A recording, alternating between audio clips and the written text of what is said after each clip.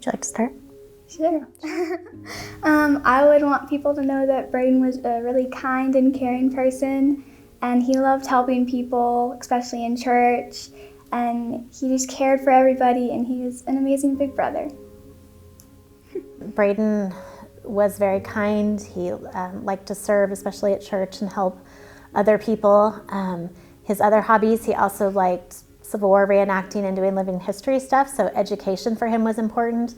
And he was just very loving, very kind. We miss him.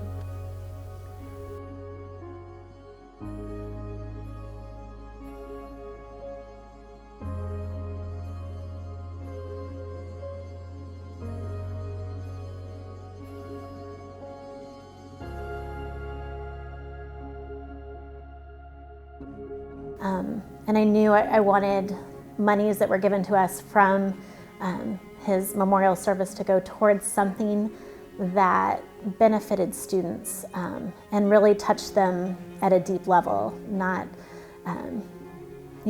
just a generic kind of education, but really touch their lives. Those students that were struggling and those students that really needed some extra help and that were reaching out for that might not be able to afford to do that. I remember thinking when we first met, this money's going to last a really long time, and we're going to help so many people with this, and how quickly it ran out because of the great need for the students. So to be able to have the funding we have for this now through events like Taste of the Town and through donors that are willing to give and support this cause, I think it's touching more lives than I ever foresaw back then, you know.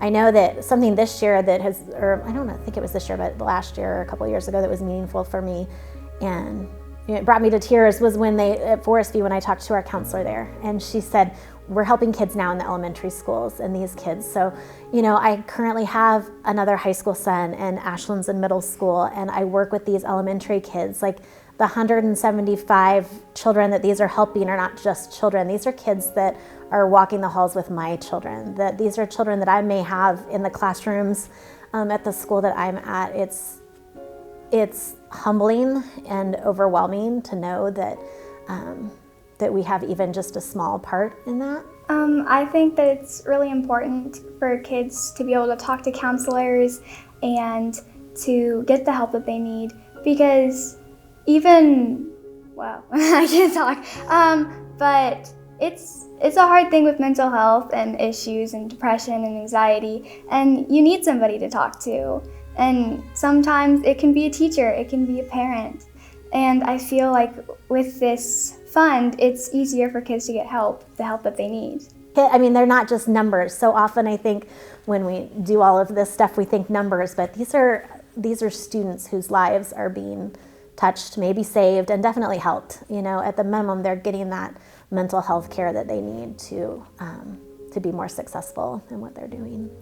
There's such a need at all ages for this, and mental health care is really one of those things I think that's so important at all ages, and to be able to help provide the funds for those who can't afford it. Like, people should not have to worry about money to care for their children's mental health. It should be something that's just available for them. And so I wanted there to be some place the Olathe School District could go to and pull from to help these students so they wouldn't have to worry about that.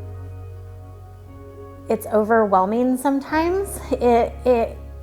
I am so glad that this fund that was set up to honor Braden has been reaching so many people. It always sort of takes my breath away a little bit that I'm on this side of it.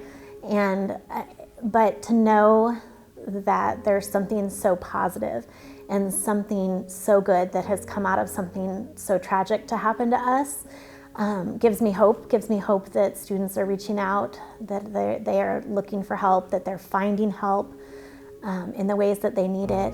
And from the bottom of my heart, I would say, like, thank you so much, because I don't want any family going through what we went through. And thank you.